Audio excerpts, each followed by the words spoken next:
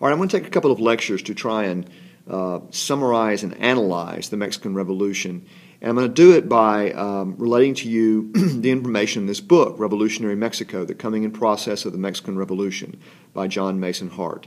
Rather than have you read this book, I'm going to summarize and spoon-feed it to you because I am not a monster. Hart states in the very first page of his book, he states, "The defense of the sovereignty and economy of Mexico's national, state, and local regimes was the essence of the social revolution of 1910 and the 19th century provincial uprisings that preceded it." I think that may very well be the thesis of his book. What does it mean? It means, and here's what you might want to write under it here, that the Mexican Revolution was a defense of sovereignty and the economy from foreign forces, especially the United States. And it was also about defense of autonomy, the autonomy of these local and state regimes from federal power. That one sentence encapsulates sort of why this revolution happened. He also identifies four groups that participated in the revolution. Number one is the peasantry. By peasantry, campesinos, agricultural workers, by and large represented by the Zapatistas. Number two, something we've not talked about as much, workers. And by workers, he's referring to industrial and urban workers. In other words, to reach back to your Marxism we talked about last semester, the proletariat. There was a growing proletariat in Mexico, and they were a player. Now, the third, let me see if I can make this a little bigger, because I write so poorly. The third is something in Spanish called the pequeña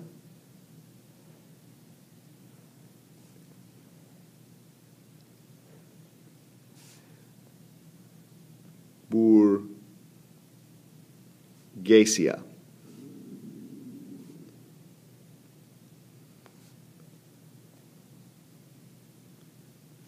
What the crap is that? Well, that is, again, going back to our Marxism. Remember the petite bourgeoisie, the little bourgeoisie. What that is, this is a little translation of that in Spanish. It refers to the professionals, the business owners, the middle class. Although, as an American this year, the middle class was not that huge in Mexico, but it had grown as a result of industrialization and urbanization, and they were a major player. Obregón was a representative of this group. And finally, the fourth group would be what he calls provincial elites. What do I mean by that? Hacendados, hacienda owners, governors. And these four groups, with their varying aims, were the players that constructed the complex events of the revolution. All right, what I want you to put in this little math equation here. I want you to write in this first box old inequalities. Old inequalities. What am I talking about there? You might want to add, I'm talking about the caste system, for example. Peninsulares, criollos, mestizos, indios, the very stratified old class structure of colonial Mexico. Old inequalities, plus what? Plus new, I'm not going to write this out, economic pressures. New economic pressures. What am I talking about there? I'm talking about modern capitalism and the relentless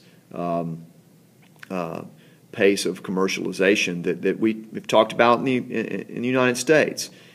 Old inequalities plus new economic pressures, and we'll list and enumerate those somewhat, equals revolution. This is a little simple formula for how this revolution occurred.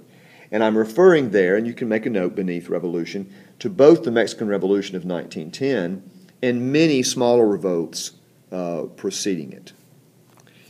All right, let me see if we can get back to something that looks right. All right. Now, what pressures? Let's enumerate these pressures. Well, first of all, number one is modern business practices encroaching on the ejidos. You already know about that, and there's a lot we can say about that.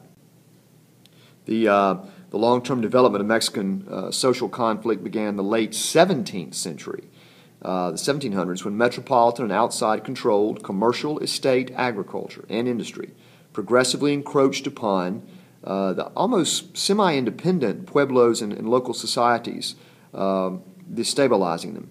And the resulting competition for land and water rights led to peasant revolts.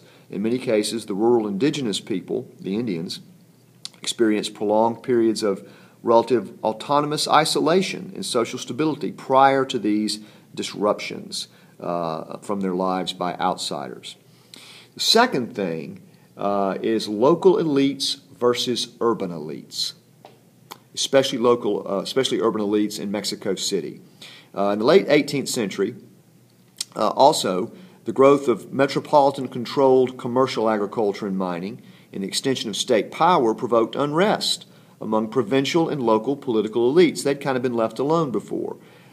This potent group demonstrated its political capacity by rallying the displaced classes and castes, the village peasant and artisan producers, Indians, blacks, and mestizos, to its side.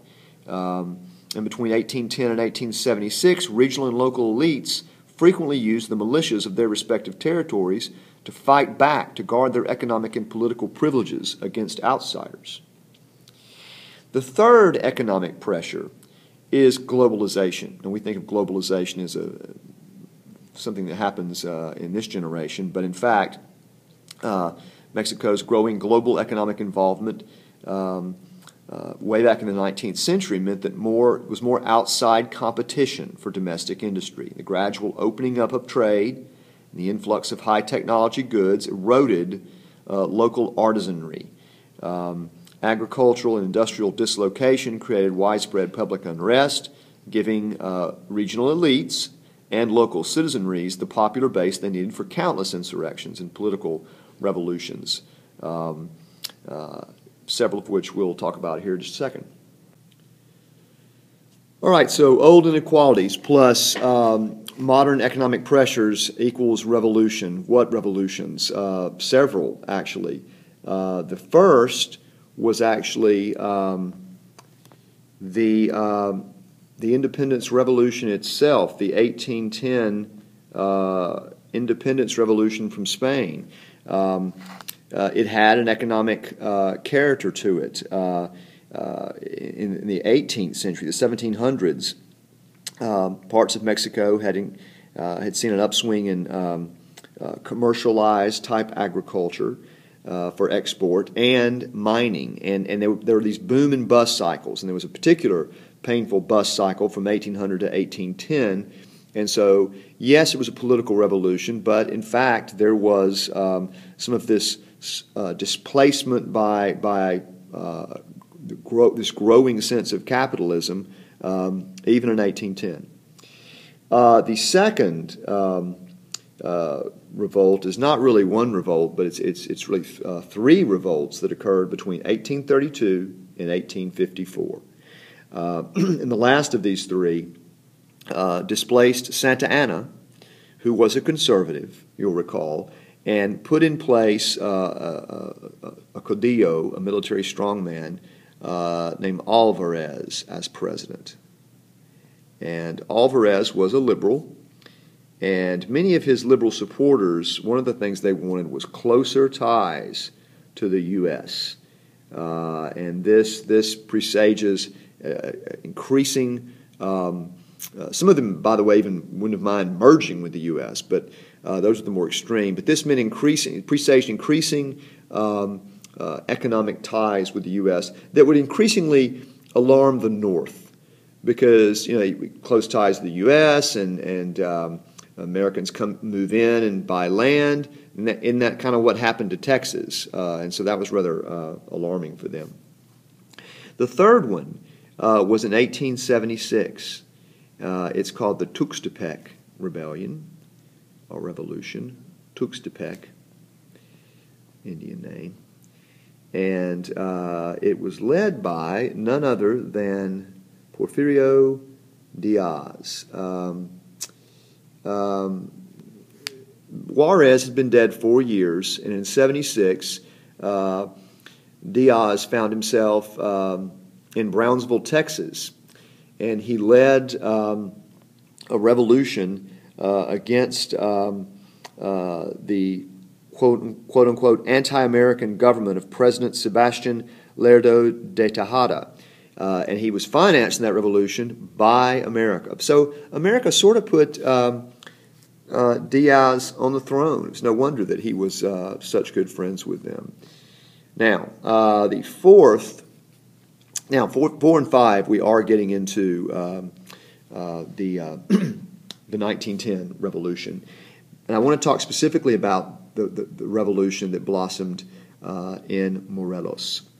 Why was Morelos where Zapata was? Why was that a center of rebellion? Well, for several reasons. I'm going to make little tick marks for my points. I'm not going to try and write all this.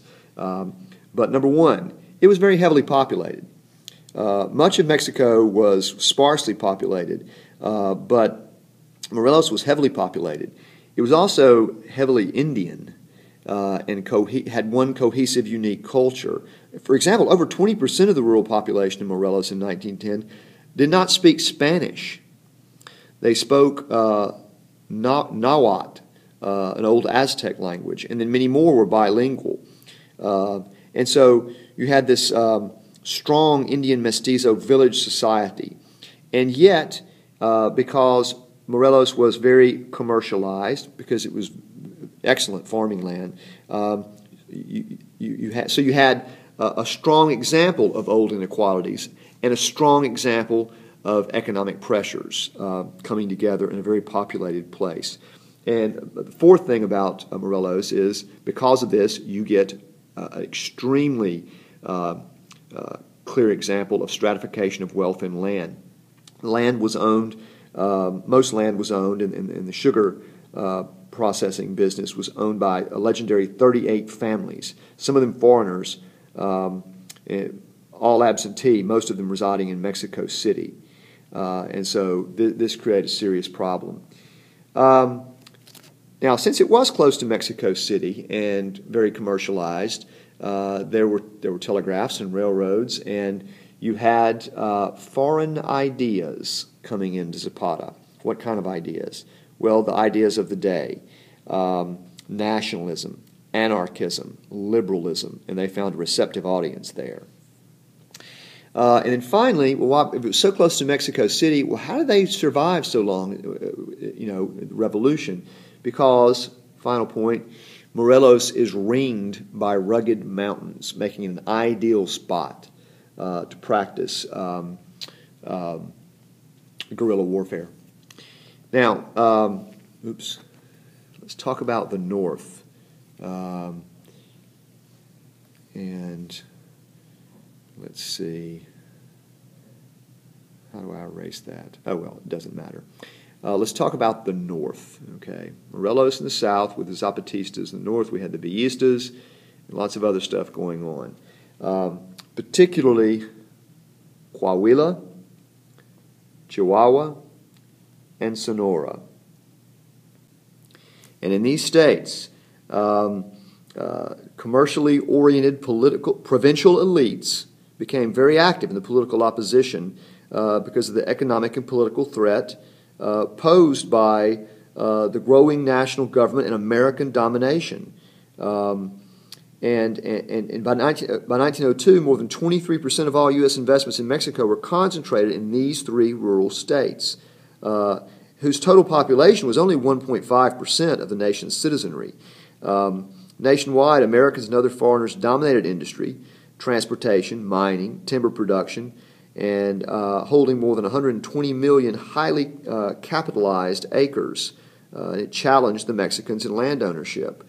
And these northern elites said, we don't want to be like Texas. And so revolution began there.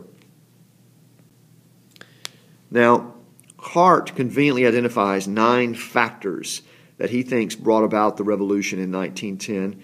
I'm not going to attempt to write them, and this lecture is getting kind of long, so I'm not even going to enumerate them. I'm just going to let you copy them down, and we will discuss all of this in class.